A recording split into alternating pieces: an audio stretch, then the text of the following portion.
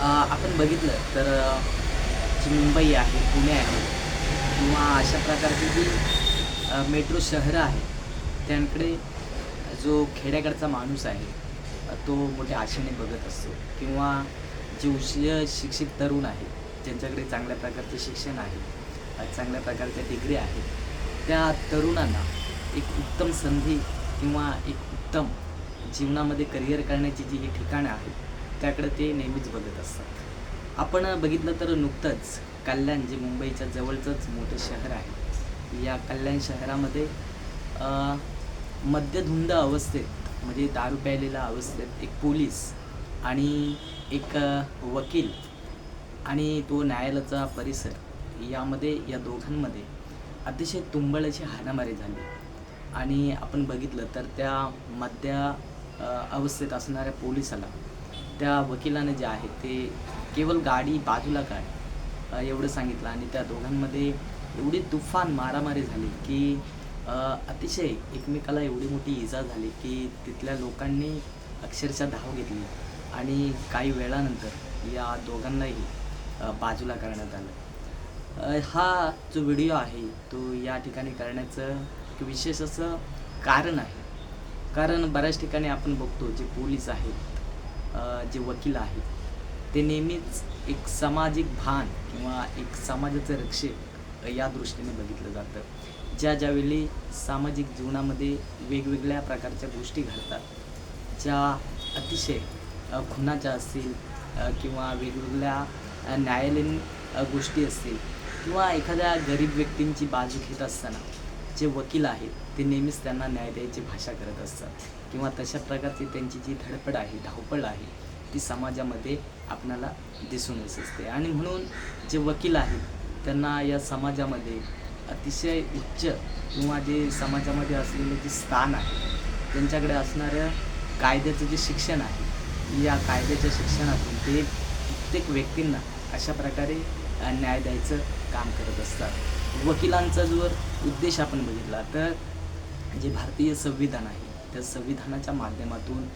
विशिष्ट प्रकारची जी कलमं आहेत, आर्टिकल्स आहेत, त्या आर्टिकलचा अभ्यास करून ज्या व्यक्तींना अशा प्रकारचा इजा पोचलेली आहे, ज्या लोकांचं शोषण झालेलं आहे, ज्या लोकांवरती अन्याय झालेला आहे, त्यांचा ज्या लोकांना खऱ्या अर्थानं कोणी लुबाडण्याचं काम केलेलं आहे, तर अशा व्यक्तींना या आर्टिकलच्या माध्यमातून जे वकील आहेत ते सामाजिक न्याय म्हणून तशा प्रकारचा न्याय द्यायची जी शिक्षक आहे, जे शिक्षण आहे ते समाजामध्ये प्रस्थापित किंवा करण्याचं काम करत असतात. त्याच पद्धतीनं जर का आपण बघितलं तर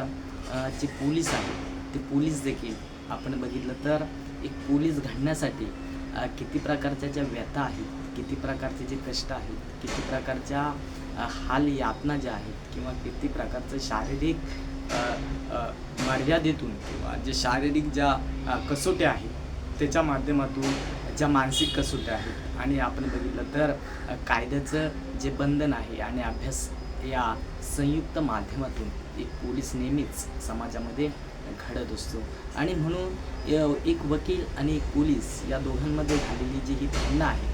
ती लोकांना खऱ्या अर्थानं समाज माध्यमामध्ये हे पटलेलं नाही आहे. खऱ्या अर्थानं जे वकील असतात ते समाजाचे सेवक असतात, जे पोलीस असतात ते देखील समाजाचे सेवक असतात. आणि म्हणून जे समाजाचे सेवक असतात, जे समाजाचं संरक्षण करतात, जे समाजामध्ये चांगल्या प्रकारचं ज्ञान घेऊन लोकांना त्या मार्गामध्ये अशा प्रकारचं मार्गदर्शन करत असतात, त्याच व्यक्ती जर का इथे ज्या कायद्याच्या संरक्षक आहेत, ज्या अशा प्रकारे लोकांचं संरक्षण करतात, याच व्यक्ती जर का समाज माध्यमांमध्ये अशा प्रकारचा राडा करत असतील, अशा छोट्या गोष्टींवरून फार मोठा जर का विद्रोह करत असतील, तर येणारा जो समाज आहे तो त्यांच्याकडे खऱ्या अर्थानं जो पोलीस आहे, जो वकील आहे, या नजरेने बघण्याचं जे एक मानसिकता आहे ती कुठेतरी कमी होईल की काय असं या ठिकाणी आपल्याला दिसून येतं. आणि म्हणून पोलिसांचं जे ब्रीद वाक्य आहे की सदरक्षणाय खल निग्रहणाय, म्हणजे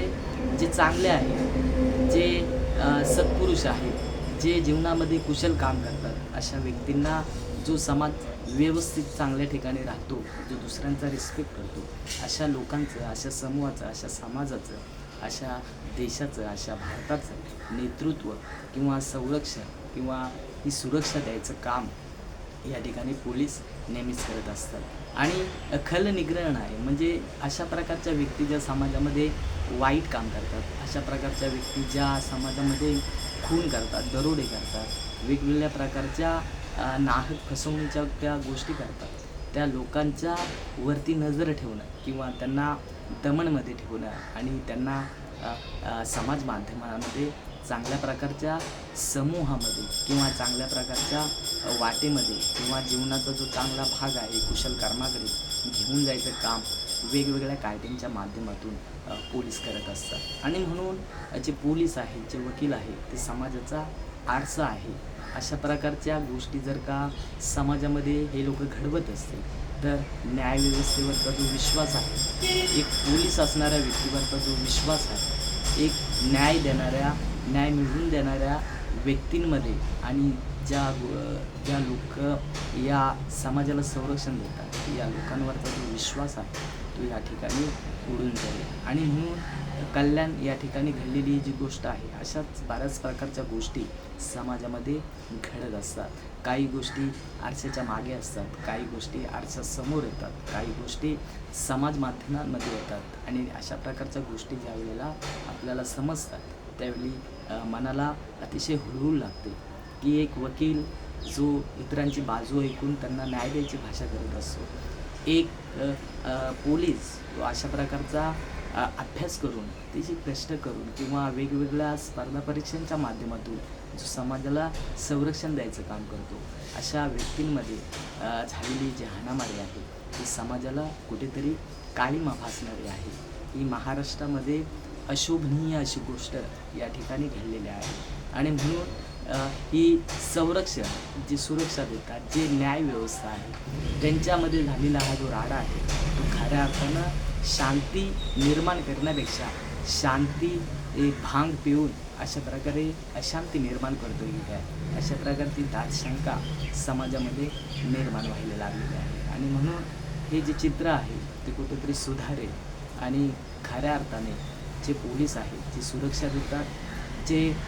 वकील आहेत, जे न्यायाची बाजू मांडत असतात, या दोघांमध्ये एक चांगल्या प्रकारचं सामंजस्य घडू नये अशा प्रकारची आशा व्यक्त करूया. आणि असे जे प्रकार आहेत ज्या ज्या ठिकाणी घडतील त्यांचा निषेध करूया. आणि हे प्रकार घडू नये यासाठी देखील आपण अशा पद्धतीनं पोलिसांचं जे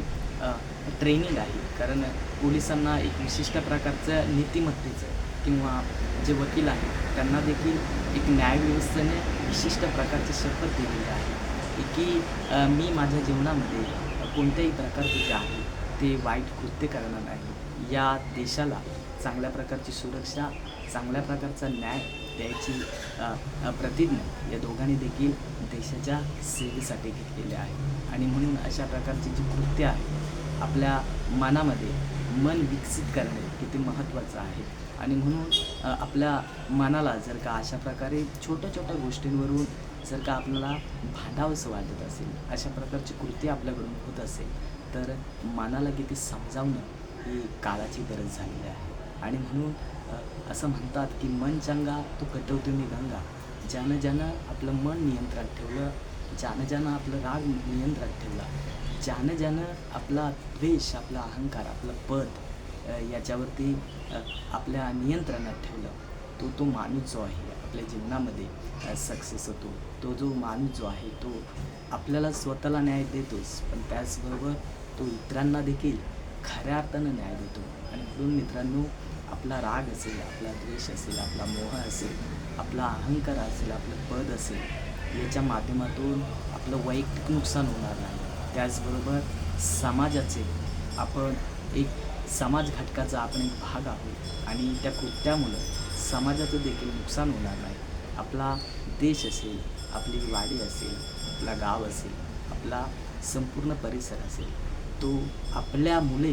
कसा शांत राहील, आपल्या मुलं प्रत्येक व्यक्ती समाज घटकामध्ये एकजुटतेची, समानतेची किंवा न्यायाची भाषा कशी एकत्र येईल याकडे आपण कटाक्षाने बघितलं पाहिजे. आणि म्हणून मित्रांनो, या व्हिडिओच्या माध्यमातून हे जे कृत्य आहे, जे लोक खऱ्या अर्थानं समाजाचे पाईक आहेत, ज्या व्यक्तींकडे आपण न्यायाच्या दृष्टीने बघतो, संरक्षणच्या दृष्टीने बघतो, जे संरक्षक आहेत ते जर अशा प्रकारचं कृत्य करत असतील तर समाजाला जे आहे हे शोभादायक नाही. मित्रांनो, या व्हिडिओच्या माध्यमातून मला एवढंच सांगायचं होतं. तुम्हा सर्वांना या ठिकाणी जय भीम करतो आणि या व्हिडिओच्या माध्यमातून तुमचे